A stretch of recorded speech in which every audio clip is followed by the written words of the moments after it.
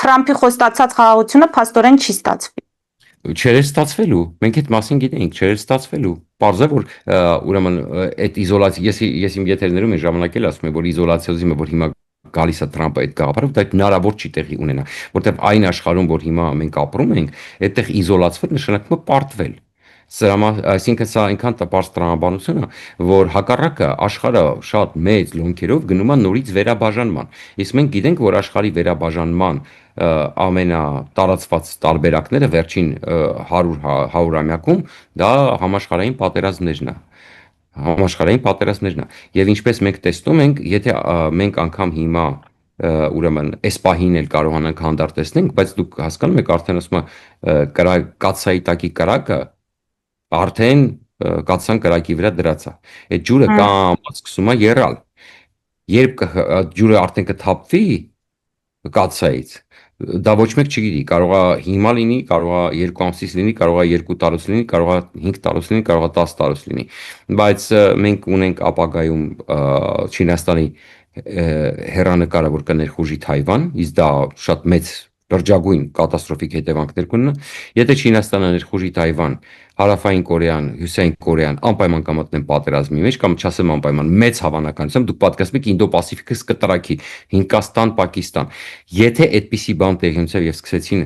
նույն վտանգն էլ այդտեղ կա, դրա համար է Ռուբիոն եւ Միացյալ Նահանգները անընդհատ խոսում, որ այսօր Ինդո-Պասիֆիկում կատաստրոֆիկ վիճակ է, գումարած որ Չինաստանը ակտիվ դուրս է մղում Միացյալ Նահանգներին, ակտիվ Ինդո-Պասիֆիկից, որը Միացյալ Նահանգների համար անթույլատրելի է։ Հետևաբար երկու տարբերակ կա, կամ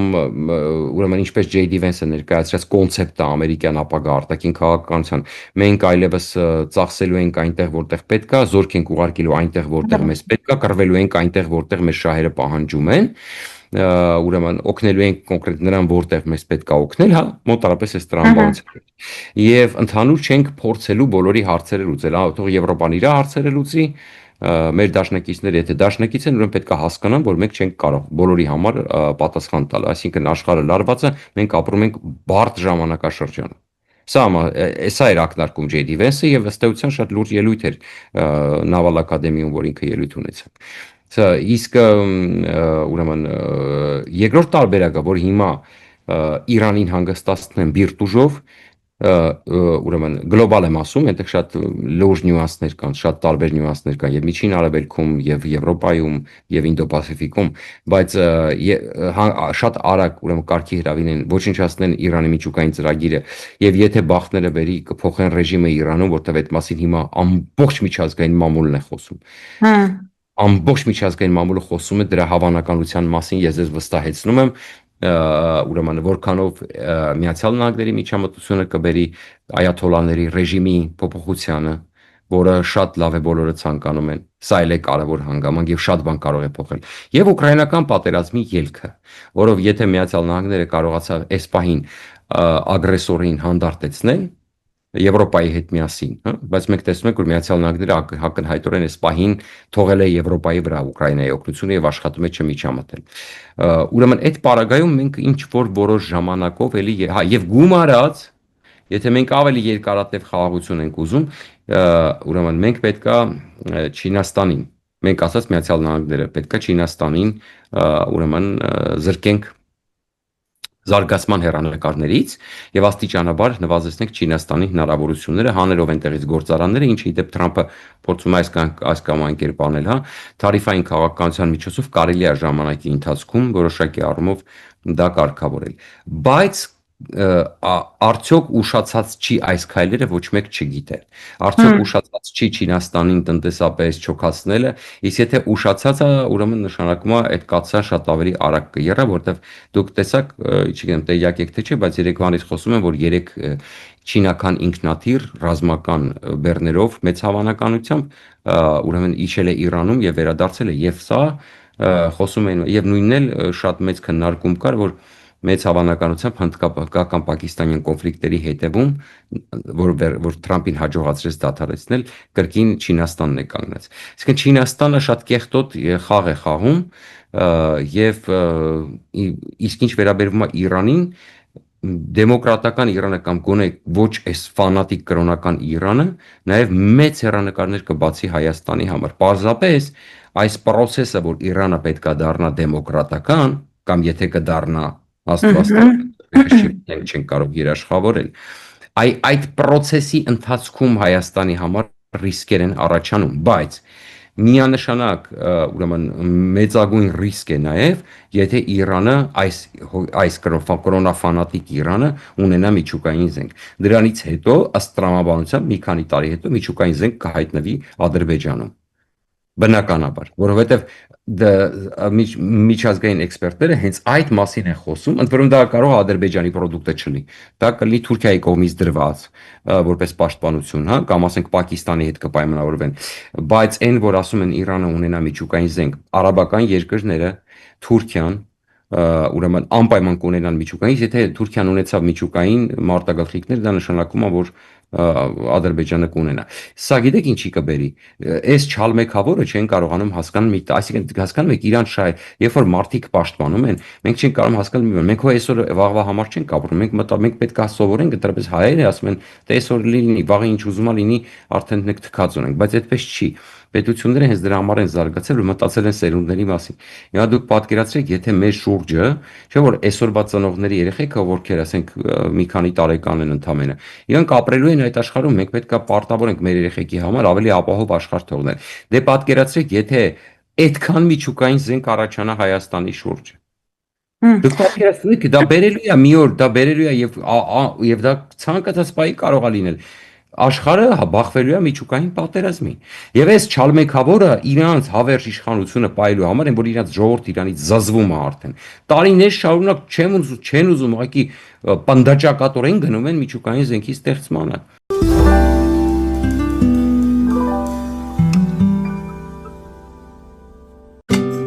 Ինչ է պետք տունը, առանձնատունը կամ ամառանոցը հաճելի, հարմարավետ դարձնելու համար։ Ճիշտ ընտրած կահույք, օրիգինալ դեկորներ, հյուրերին ընդունելուց գեղեցիկ սպասք, գուցե նոր սփռոց։ 60-ից ավելի ճանաչված եվրոպական բրենդների ինքնատիպ, չկրկնվող եւ մատչելի ընտրանին Fortuna Home and Country House խանութ սրահում։ Նորավոճ սպասք եւ կահույք հորեկա բնագավառի համար, տեքստիլ, տնտեսական ապրանքներ, ամեն ինչ գեղեցիկ կյանքի համար։ Ընտրեք այն, ինչ վաղուց փնտրում էիք Fortuna Home and Country House-ում, ձեզ համար եւ որպես նվեր ձեր մտերիմների համար։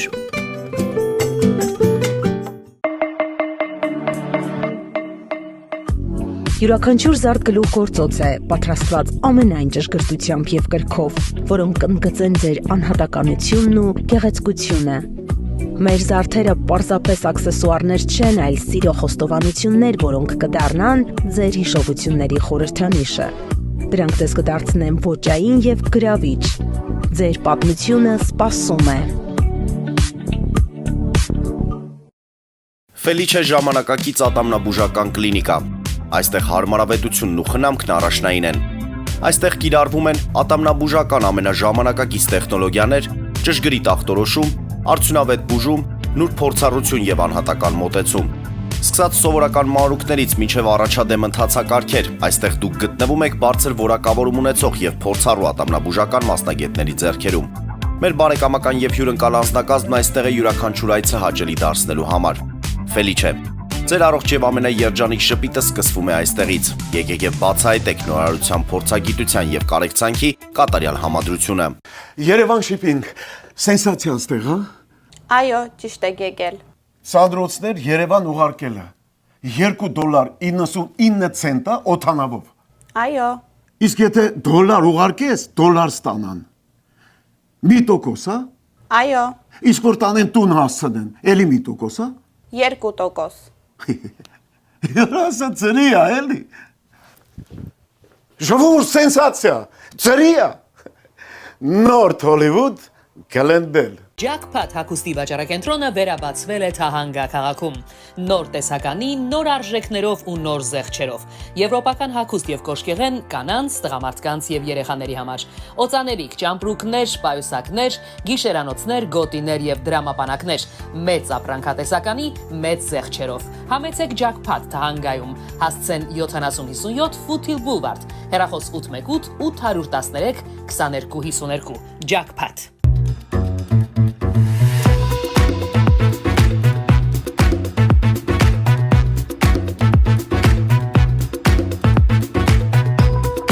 Արարատ ռեստորան, ընտանեկան եւ ընկերական ժամանցի լավագույն հասցե, սիրված արտիստներ, հյուրընկալ մթնոլորտ, հարուստ ճաշացան, անմահական խորտիկներ, Արարատ ռեստորան, հասցեն անփոփոխ, սիրով սպասում ենք ձեզ։ Լավագույն պաղպաղակ, բնական, համեղ եւ մատչելի գներով պաղպաղակը կարող եք ձեռք բերել բոլոր հայկական խանութներում։ Պահանջեք հայկական պաղպաղակ, Թամարա պաղպաղակ։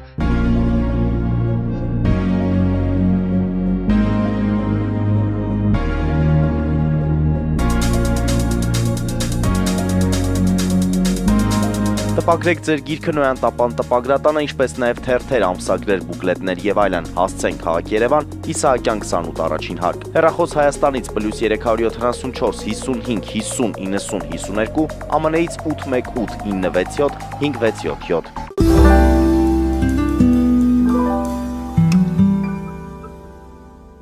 Բայց ամերիկյան հետախուզությունը պարոն Չիբուխչյան տեղեկություններ տվեց, որ Իրանը չի պատրաստվում միջուկային զենք ունենալ։ Բա դա ինչպես հասկանանք, ամերիկյան հետախուզությունը չի դա, ամերիկյան հետախուզությունը տվել է, որ այսօր Կարոլին Լևիտ ասեց, որ հետախուզությունը տվել է, որ երբեք Իրան այսքան մոտ չի եղել։ Եկեք Թուլսի Գաբարդին ամերիկյան հետախուզություն չանվանենք։ Այո, ի պաշտոնի նա ազգային անվտանգության, ազգային հետախուզության տնօրենն է, բայց ես իմ եթերներում բազմիցս նա համարվում է Ասադի սիրահարը, նա համարվում է պուտինիստ կա։ Այսինքն մենք եկեք Թուլսի Գաբարդին դիկտատորների համար ուշ կգնում է, ասենք եւ այլն, հասկանում եք։ Այսինքն եկեք Թուլսի Գաբարդին, որը իրականում եթե սիրում է Ասադին, ուրեմն չպետք է սիրի Իսրայելը։ Իսկ նա իրականում չի բացառվում, որ չի սիրում Իսրայելը։ Այսինքն չի սատարում Իսրայելը, չի բացառվում, որտեղ եթե դու սիրում ես, եթե այդ տեղեկությունները ճիշտ են, իսկ այդ մասին դե նա ուրեմն դեռ տարիներ առաջ, երբ որ ընդհանրապես ուրեմն կարծեմ կոնգրեսական էր, գնացել այցելել տեսել է Ասադին եւ իր հենց հարցաքննության ժամանակ, երբ որ իրան պետք է հաստատեին պաշտոնին, հենց այդ հարցն էին տալի։ Ասադի մոտ էր գնացել եւ այլն։ Ինչ հարց էի լուծում դու Ասադի հետ։ Այսինքն եկեք Թուլսի Գաբարդին եւ տեսակ չէ Թրամփը, նախագահ Թրամփը ինչպես պատասխանեց Թուլսի Գաբարդի հետ կապված։ Երբ որ իրան հարցրեցին, ասեցին Թուլսի մանրամասները դուք գիտեք, մենք հանրային Հայաստանում ապրողներս նախագահ Թրամփը շատ པարզ պատասխանեց, երբ որ իրան հարցրեցին, բայց ախր ձեր ազգային հետախուզության տնօրենը ասաց, բայց չկա, ինքը պատասխանեց, ինձ հետաքրքիր չի, ինչ ասաց նա։ Ես ասում եմ, որ Իրանը երբեք այսքան մոտ չի եղել միջուկային զենք ունենալ։ Եվ էլ եմ ակրկնում, այսօր Կարոլին Լևիտը ասեց, որ երբեք իհարկե ժամկետների մեջ կա մանիպուլյացիա, եկեք էլ ազնիվ լինենք, բայց գիտեք ինչ, միամիտ տեղ էլ պետք չի մեզ դնել, երբ որ գրոսին սկսում է տանել բերել, այս կոմայթուն եվրոպական իր այդ ձախակողմյան ինչ որ բաներով շատ, այսպես վախկոտությամբ եւ այլն, հա, ուրեմն պարզ զեկույց կա, որ իրենք կասկած ունեն, որ ոչ բոլոր տեղերն է Իրան իրենց թողում։ Իրենք շատ որոշ տեղեր չունեն մուտք։ Այսինքն այդ մասին անցած տարի գրել էր եւ պարզավոր 60% միջև հարստացվել է։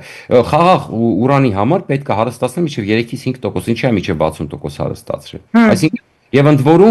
որում խոստովանում են, որ 2000-ականների սկզբին իրենք տեղյակ են եղել 2000-ականների սկզբին, որ Իրանը այդպիսի ծրագիր ունեցել է հաստատված, որ միջուկային զենք, այսինքն զենք ստեղծելու, բայց հետո հրաժարվել է, սառեցրել է, ով է հավատում։ Բա հիմա ասում են, բա հիմա ինչի չեն թողնում մտնել այն բոլոր տեղերը, որոնք իրենք ցանկանում են եւ բոլոր տվյալները տան, որոնք իրենք ցանկանում են։ Գրոսին այսօր ասեց, մենք չունենք բոլոր հարցերի պատասխանը, մենք իրանական իշխանությունները, այո, մեզ չի տալի բոլոր հարցերի պատասխանը, բայց մենք չենք տեսնում, դե նա ապացույցներով է խոսում, ասում է, ապացույց չունենք, բարձր չունենք, որովհետև չեք թողում։ Եթե չես մտել, չես տեսել, ո՞նց կարող ես ունենալ ապացույց, չէ՞։ Եթե մի բանը չես տեսել, ո՞նց կարող ես ունենալ ապացույց։ Դրա համար եմ ասում, պետք չի միամիտ լինել, ճանաչելով այդ ռեժիմը մենք հասկանում ենք, չէ, ինքը տեխնոլոգիապես հետամնաց եւ ի դեպ ասեմ Չինաստանի տակ պարկած, ակնհայտորեն արդեն Չինաստանից խորը կախվածության մեջ գտնվող ռեժիմը։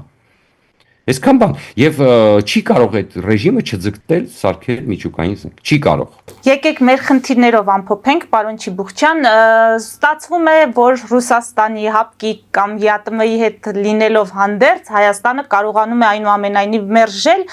Ռուսաստանին առանցքային հարցերում։ Օրինակ, այդ պայմանագիրը Ռուսաստանում կնքելը մերժել, Լավրովին այստեղ մերժել, չբավարարել Սյունիքում հյուպատոսություն բացելու այդ ակնկալիքը ռուսական։ Տեսեք, Հայաստանի իշխանությունները Էսա պետքա հաստատ հասկանալ։ Իրենք սիրում են ռուսներին։ Իրենք ուզում են բալանսավորեն Թուրքիայի միջև հարաբերությունները նաև Ռուսաստանով եւ իրենք շատ դարդոտած են, որ այսօր Պուտինը այնքան թույլ է, որ ինքը ոչ թե բալանսավորում է, այստեղ շատ ուշադիր, այլ ինքը պարկում է Էրդողանի տակ կամ Ալիևի տակ եւ կատարում է իրենց ուղիղ հրամանները։ Մեր իշխանությունները Ռուսաստանի հետ միայն այդ խնդրեմը ունեն։